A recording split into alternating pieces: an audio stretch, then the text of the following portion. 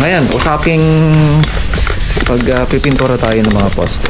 Kung mapapansin niyo, walang palitada. So, ang purpose lang naman dito, or yung punto ko dito, ay yung poste na maganda. Dahil ginamitan mo ng magandang pamamaraan ng pagpoporma, tuwid naman siya. Ang palitada lang po kasi yan ay to make sure na tama yung thickness ng column mo, o kaya naman nasa tamang alignment, nasa tamang tayo yung mga column at saka biga natin. Sabi nga nila, hindi daw pwede at posible daw. Pero kung napapansin nyo naman, ito yung column na to, walang palitada po yan. Grinagrind na lang ho namin siya, and then primer, tapos diretso na ho siya sa masilya at saka pagpipintura. So yun po yung proseso namin.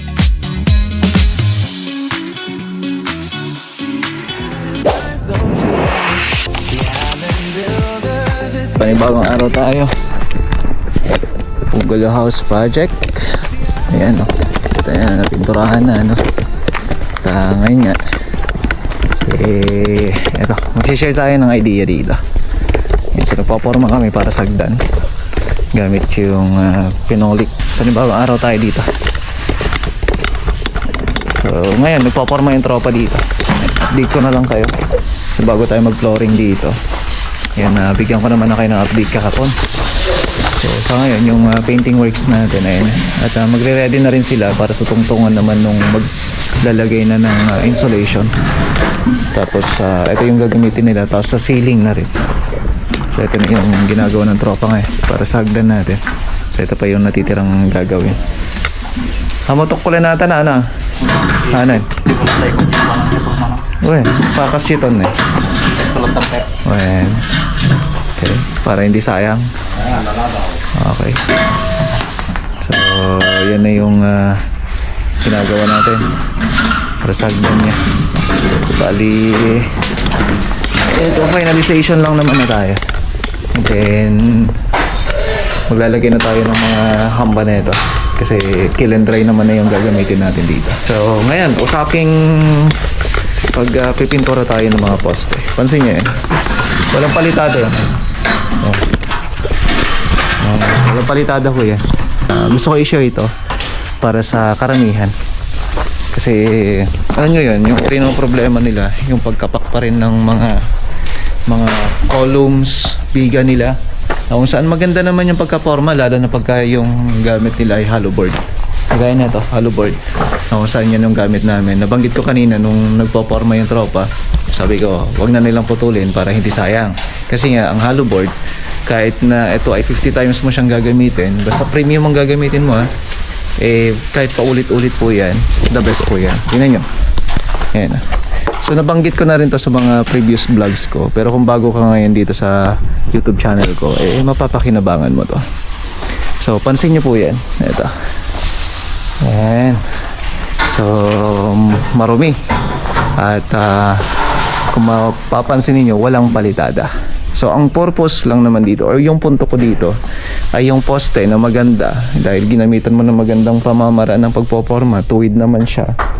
Kagaya na ito, ang gagawin na lang natin, diretso na ho tayo sa pagmamasilya at pintura. Actually, grind lang namin to. Panoorin nyo na lang sa page namin kung paano siya grind. So marumi nga yan, nabanggit ko kanina, marumi. Pero yun nga lang, pinapadaanan namin to ng cup wheel. So yung cup wheel na yun yung maglilinis ngayon para dito sa may palitada na ito. Yung excess na pumunta dyan na semento. So usually yun talaga yung nagiging problema lang din pagka wala nang palitada yung poste natin, yung biga natin. Pero madali lang naman solusyonan. So ang kagandahan kasi nito, yung paggawa, pagdating sa ganito, hindi ka na magko-consume ng flat plastering. So yung laki ng column mo, yun na rin yung column na nandun naka-indicate sa plano, which is tamang-tama. Hindi na yung kailangan mo habulin dahil mali. So dapat yan mula pa nung pinormahan yan, accurate na dapat. Okay. So ang kagandahan kasi nito, bentahe, kapag yung mga columns niyo ay hindi na kailangang palitadahan pa.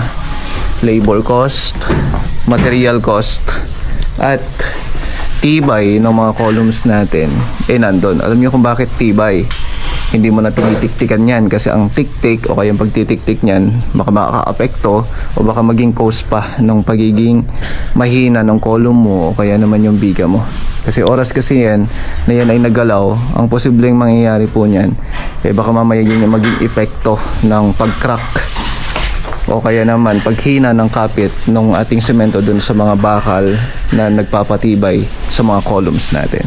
Okay, so yun po yung isang punto po dyan. Kaya nga po mas maging matibay pa po siya compare mo sa papalitadahan mo nga yan dahil wala sa hulog, wala sa matamang forma o kaya naman baka mamaya maliit kasi yung column kaya hinahabol mo ng palitada. Ang palitada wala naman lakas po yan. Ang palitada lang po kasi yan ay to make sure na tama yung thickness ng column mo o kaya naman nasa tamang alignment, nasa tamang tayo yung mga column at saka biga natin. So usually kasi yun po yung nagiging problema. Bakit nga ba kailangan na palitadahan? Na kung saan sa amin, ang ginagawa na ho namin dyan, mula pa nung pagpoporma namin gamit yung hollow board, tapos mga tubo o kaya naman tubular, mas nagiging maayos pa yung tindig ng ating mga poste. So yun yung isang bagay dyan. So kung napapansin nyo to, ayan diretso na ho to. Tingnan nyo, napakaganda naman no? Sabi nga nila hindi daw pwede at posible daw, pero kung napapansin nyo naman, ito yung column na to, walang palitada po yan. Grind na lang ho namin siya and then primer, tapos diretso na ho siya sa masilya tsaka pagpipintura. So yun po yung proseso namin. Ayun, na primeran na ho yun. Yan, na primeran na po ito. Kaya po ganyan. So pagkatapos kasi ng primer na yan, mamasilyahan na ho siya. So mawawala yung maliliit lang na may mga butas na kung saan expect natin yan kung malalaki yung mga bato na nilalagay mo sa pagbubuhos. So may mga maliliit talaga yan. Pero kung maganda naman o kaya naman sabihin mo na kahit na na-compact kasi meron at meron pa rin. Pero syempre parte yan sa uri ng trabaho. Ang kagandahan naman nun, matibay, matindig at saka walang naging problema. So ipakita ko sa inyo yung pinag-grind namin. So na ba yung cup wheel natin? Ito medyo upod na rin to eh. So ganito yung bala na ginagamit namin para mapapino itong mga maliliit na to, matatanggal yung mga yan. Pero hindi ganito, hindi pupukpok, no? Ito naman, binabala sa grinder. No? So, yun po yung binabala, tapos i-grind natin yan. Mapapanood yan sa page natin. Okay, so, nasa process kasi sila dito na ngayon na puro sanding, kaya papakita na lang natin sa page na kung saan napapanood nyo naman doon. Okay? So, yun yung isang bagay na pamamaraan namin sa pagpipintura. So sa ngayon, kung napapansin niyo, ayan, may mga retouches na lang. At nabanggit ko rin kanina, ito papatayuan to ng mga scaffoldings. Tapos maglalagyan na ng insulation. Tapos yung ceiling na. So ito kasi yung pinakamatagal na trabawin talaga, yung wall. So alam yan na ng mga pintor. Pero siguro kung hindi gaanong maganda yung kasabihin na natin, hindi pinapaganda kasi yung mga columns o yung mga wall kasi usually hindi na nila pinapansin. Tingnan nyo to. Ito hindi to main door, no? Salamin to malaki. Ito column din to. Wala nang palipalitada yan. Kung napapansin yung mga maliliit na ganyan, normal lang ho yan. Kung saan madali lang naman solusyonan. Masilya lang kailangan mo. Okay? So yung masilya na gagamitin mo dito, it's either masonry putty. Kung gumagamit naman kayo ng skim coat, posible din naman. Pero para sa akin kasi, mas matibay pa rin yung ready mix na skim coat at saka masonry putty. Okay, so yun po yung isang mine-maintain natin. So ito hindi pa, kakapalitada lang kasi itong part na to, kaya hindi pa to nangyari. So kailangan natin antayin yung curing time niya at para mas maging maayos at hindi na magasto. Kasi yung sinasabi ko na magasto, baka mamaya ginagawa natin yan. Ang naging problema, natuklap dahil sariwa pa. Okay. Yan. So, for now, ito na muna yung update natin dito sa proyekto natin. Ayos.